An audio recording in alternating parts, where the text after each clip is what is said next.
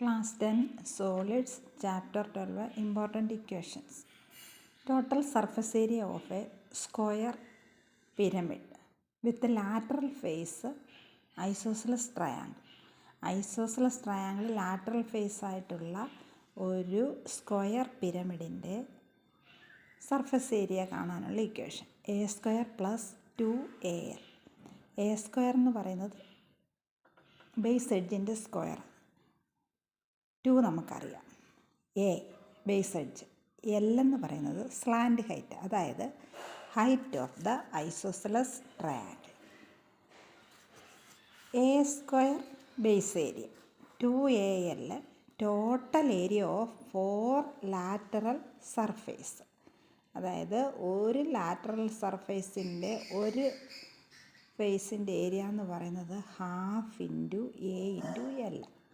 അങ്ങനെ 4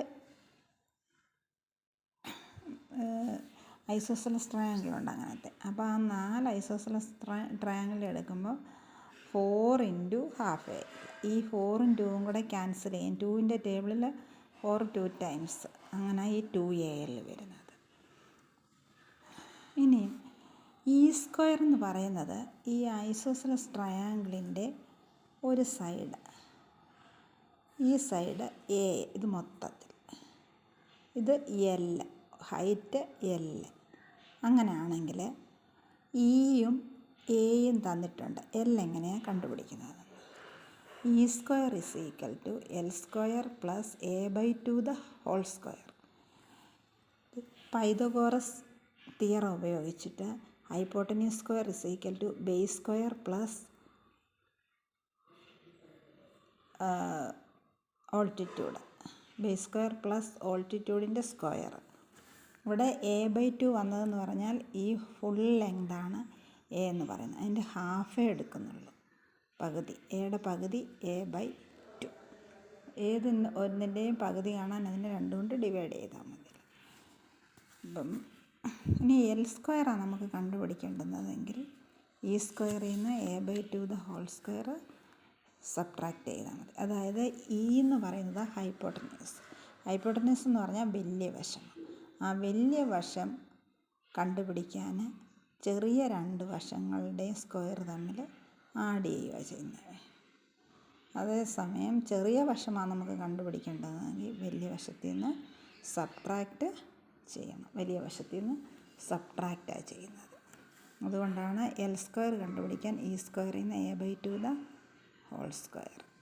A/2 the whole square കണ്ടുപിടിക്കാനാണെങ്കിൽ ഈ സ്ക്വയറിൽ നിന്ന് എൽ സ്ക്വയറിനെ സബ്ട്രാക്റ്റ് ചെയ്യുന്നു.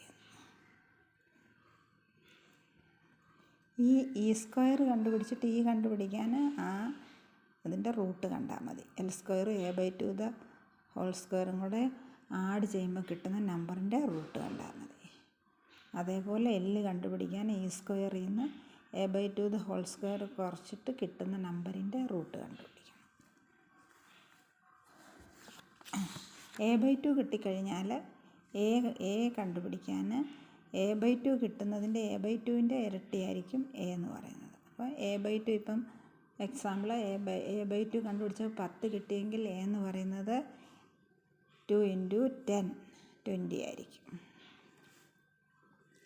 ഇനി എച്ച് എന്ന് പറഞ്ഞാൽ height of the pyramid. Height of the pyramid തന്നിരിക്കുകയാണെങ്കിൽ എങ്ങനെയാണ് എല്ല് കണ്ടുപിടിക്കുന്നത്? L square is equal to H square plus A/2 the whole square. അതായത് എച്ച് സ്ക്വയറും A/2ൻ്റെ സ്ക്വയറും കൂടെ ആഡ് ചെയ്താൽ എൽ സ്ക്വയർ കിട്ടും.